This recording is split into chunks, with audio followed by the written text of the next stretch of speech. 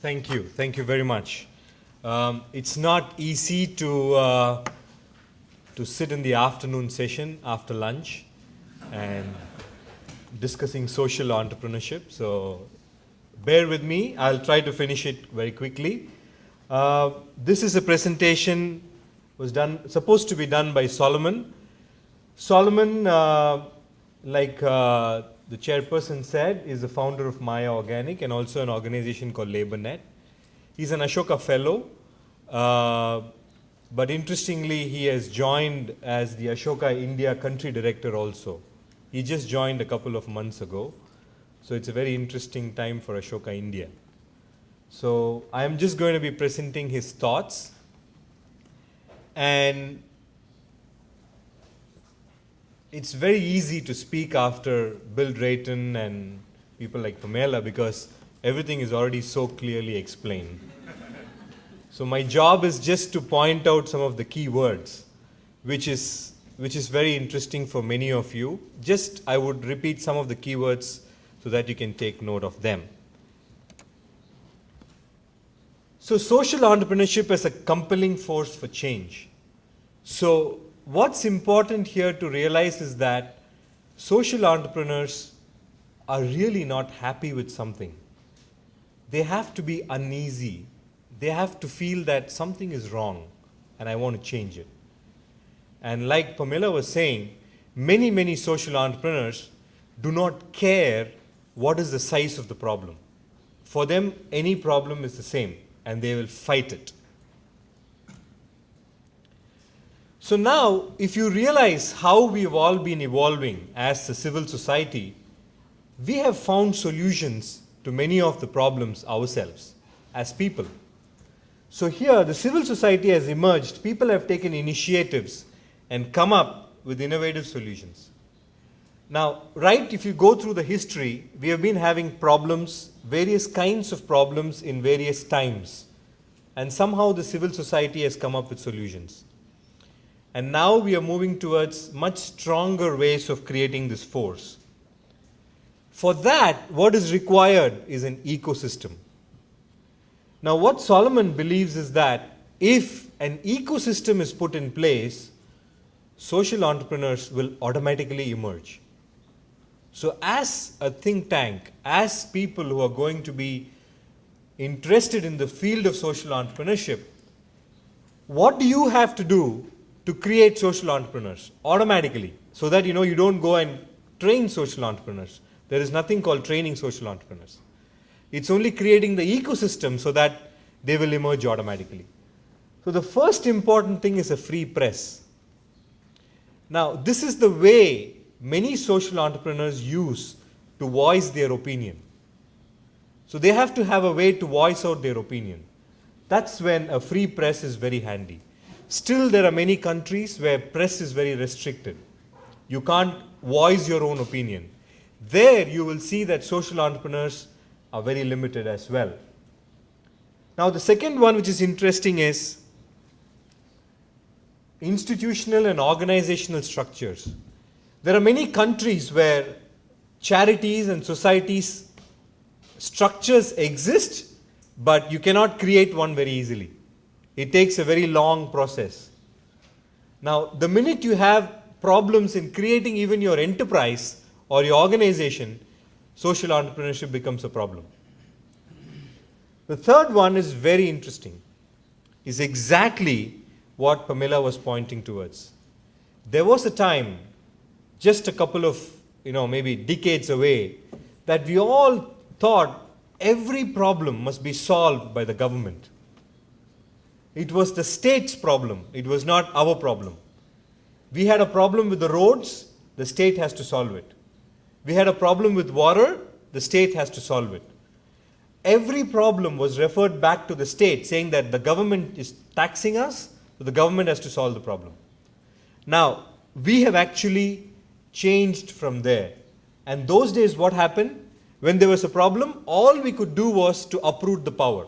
We said, let's not vote for this guy, we'll vote for somebody else, hoping that the guy will do it. But now we have moved from there to a collective ecosystem where not one person can solve the problem, but many of us collaborate together to solve problems. That's exactly what social entrepreneurship is all about. So, people have to own up.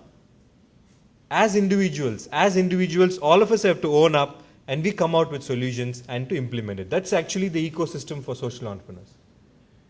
Now, the last one is linking back to the financial aspect, is that slowly, if you realize, philanthropy and charity is changing.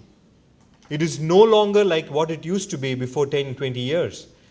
Like what exactly Pamela was saying, people used to create a big company, create a charity, and then give out charity. But now it's not like that. Many people are being very careful about philanthropy. That actually means it's growing. Philanthropy itself is improving. One of the models which I'll talk about in the next session is about investing in social enterprises by not giving a grant, but by investing the money. Invest the money and take back the money and invest somewhere else. So this is a very, very different thought of philanthropy on its own. So that is what actually creates an ecosystem. Why? Because that encourages competition. One guy is not doing a good job, the other person can do it. But if you're taking a grant, it's up to you. You have to do it, and sometimes you just write reports saying all this is achieved, and then somebody eats the money.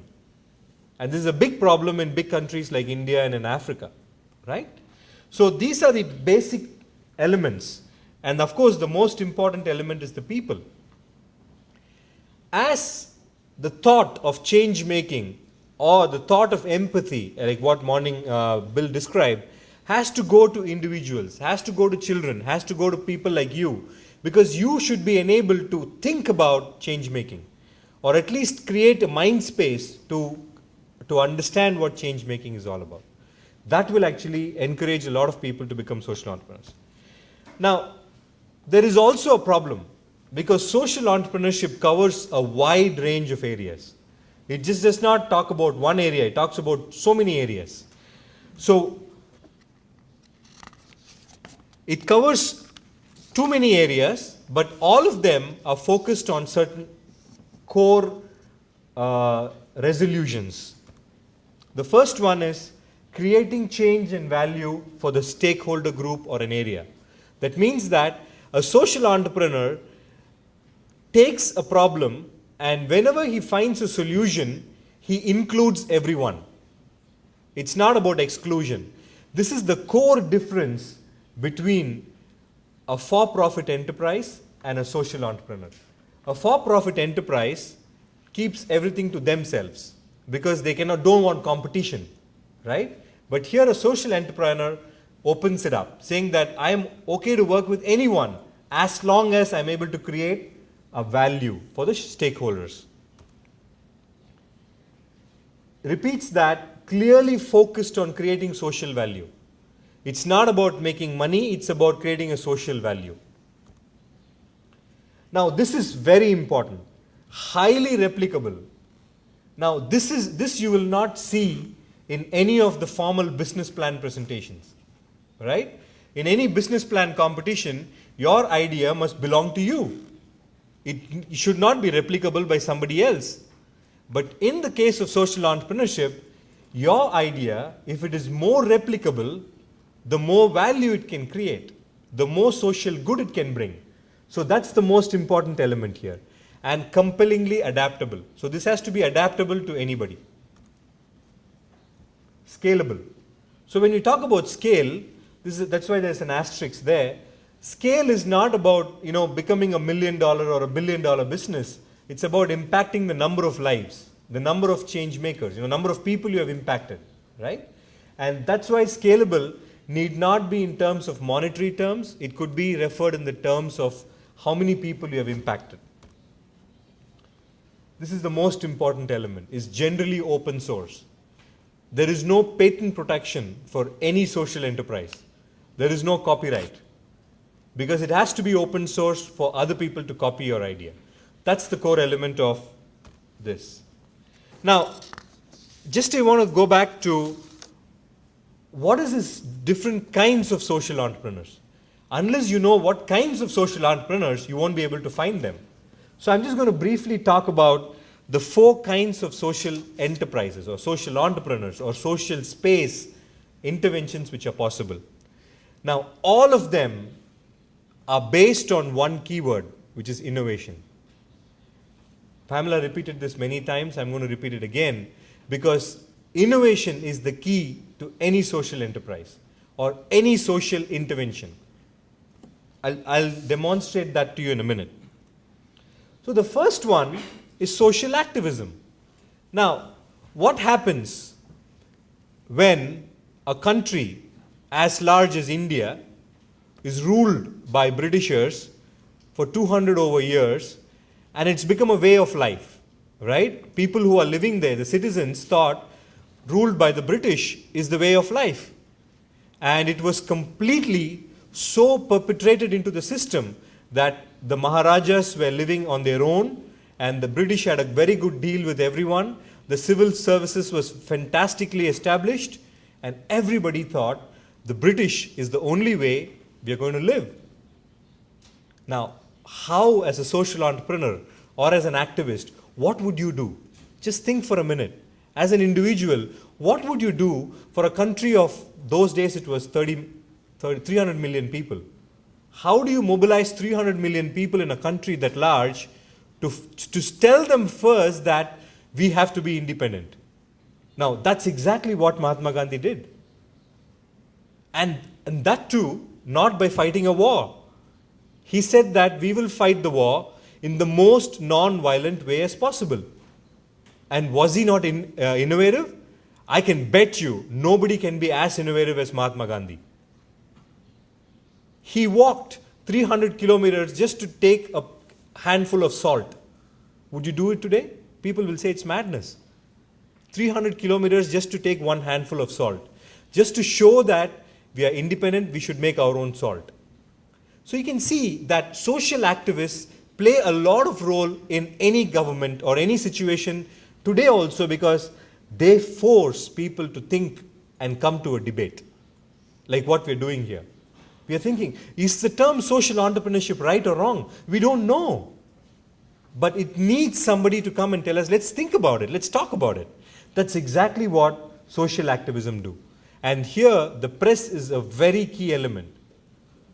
And Mahatma Gandhi did it when there was no internet and there was no mobile phones. So it's very different times to adapt to different situations. That's what a social entrepreneur does. Now, the second category is entrepreneurs specific to a particular sector and a problem. Now, what happens, you go to the villages in India and there is no electricity, right? There is no electricity in the villages. Children are not able to study, right? And as an entrepreneur, you are like, something is wrong. And people believe that only having electricity for 3 hours a day is the way of life. It's very similar to the first problem. But here, you have to come up with a solution. What do you do? So what one person did in India was to create a light based on solar, which is very common, and made sure that it will reach the poorest of the poor in every village. And he's an Ashoka fellow by name Harish Hande. Now, this is what is all about. You are disturbed by something. You're walking on the street. It's winter. It's very cold. And there are people dying because they don't have good clothing. There is no warm clothes. People were dying in Delhi. Because Delhi, the weather is not as cold as Seoul, but it can go down to like 1 degree, 2 degrees. People were dying because they didn't have good clothes. So what did a social entrepreneur does? He said, there is so much cloth available in my own wardrobe, which I don't even use. Can I collect it and distribute it to these people after cleaning it up? Social enterprise. So Gunj is an organization started by an Ashoka fellow, Anshu Gupta, who does exactly this. Collects cloth, cleans it up, and gives it to the people for philanthropy or sometimes for a price, but something which they can afford. So that's basically talking about a particular problem and people finding a solution for it. Now, the next category is slowly moving towards profit. Now, the next category is not about a particular sector, but generally, they are very profit oriented in their thought. You think that I must make profit, but there is no way to make profit. So what do? You combine it with grants, but you deliver a product or service which is fantastically profit oriented. That's what many social enterprises do. I'll just give you an example. The best example is like, the milk and food cooperatives in India. I'm not sure how many of you have heard of this very famous milk cooperative in India called Amul, AMUL. Amul is one of the largest milk cooperatives in the country. And what they did was very simple. They went to the farmer, collected the milk directly from the farmer, and gave a share of the profit and created a cooperative society. Now, as a cooperative society, it does not make profit, but it's run with a profit mindset. Fair trade organizations. Now, Grameen Bank is also here, but just many of you might have a problem with this because Grameen Bank makes a lot of profit, right? And Mohammed Yunus, the person says that it's a profit-oriented bank, but all the profits are invested back, 100%. So that's why it's actually there. It's using market forces, but creating a new idea, completely new innovation to render a product or service and put back all the money. That's, focused on social outcomes, and profit is recycled to expand impact. Now, the last one is very interesting, is about a pure for-profit enterprise. It's completely 100% profit-oriented, but with the social good. Now, many microfinance organizations in India, as of now, I'm not sure about the others, are very profit-driven, and they don't recycle the profits. But the outcome is a social good. People are actually using the money for something very good. So that's exactly what fits here. And I'll talk about affordable housing in my next presentation, so I'll not touch that now. But here it's clearly profit-focused, simple, but very scalable. Really scalable. People can go from $1 million to $10 million very easily, right?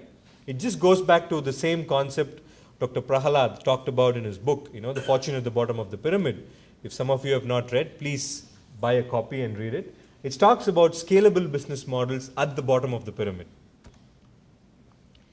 Having said all that, so how do you actually go and identify social entrepreneurs? Where do they exist, right? Now, the first one is we have to, like I spoke about earlier, we have to establish the ecosystem. Without the ecosystem, the entrepreneurs simply don't exist. This is very important. Global understanding versus local problem solving. Now, if you take any problem which exists in Korea, you cannot just be, only focused on Korea alone. You will have to look at it at a global understanding. That's why all of us are talking about it here, because we're having an international conference. You're not having a national conference. Why? Because we're having this international understanding, but trying to solve very local problems. This is where many Ashoka Fellows play a very important role. This is in fact one of the criteria for Ashoka Fellowship, is that even though you might be very local in solving problems, are you able to see a global solution for this? Is your solution replicable outside your local community as well? It's very important. So when you look at social entrepreneurs, this is one of the key elements to look for. Now, this is also very important. That's where probably, KDI and all of you will play a very big role, is it a vibrant knowledge-driven community? If you don't have knowledge, if you don't put together the knowledge, you will not be able to support these social entrepreneurs. So we'll have to do that and create debates about problem solving. Now, this is also very important. As much as we are all, sitting here in this room, very comfortable, understanding the problems and debating it, I would urge all of you to go to the grassroots. See what the problems are. Unless you see what the problems are, you will not appreciate what the social entrepreneur is doing. So first, all of us need to understand what are the problems. I would even invite all of you to come to India. Come and see the kind of problems. Because only when you see those problems, you'll be able to understand what is the difficulty for the social entrepreneur. Otherwise, we will not be able to appreciate that. And of course, the existing networks is very important. And social capital providers like Kerwin, who's going to speak probably the next, he's a great networker of people, and ideas which are serving the bottom of the pyramid. So he's one person who can give us ideas on where the social entrepreneurs are. So people like this are very key to identifying social entrepreneurs. And the last one is very important, is that to incentivize. That's why if you see Skoll or Schwab Foundation, Ashoka, we all are about incentivizing some way or the other. It could be very small money, but recognition and incentivizing is the most key element of social entrepreneurs and supporting them. So in conclusion, we have to have a long-term strategy. It's not about a year or 2 or 3 years, but as Korea, as you want to create a platform for social entrepreneurs, please think about a really long-term solution and build the ecosystem for incubating and supporting social entrepreneurship. And start early. That's what Mary Gordon's job is. Go to the schools and talk really to the children, and that's exactly where social entrepreneurship will be born. Probably eventually we'll get to everyone a change maker. I'll probably have a discussion with Pamela separately on this one. But thanks for listening to me, and I'm happy to take any questions later on. But this is the ideas and thoughts of Solomon. Thank you.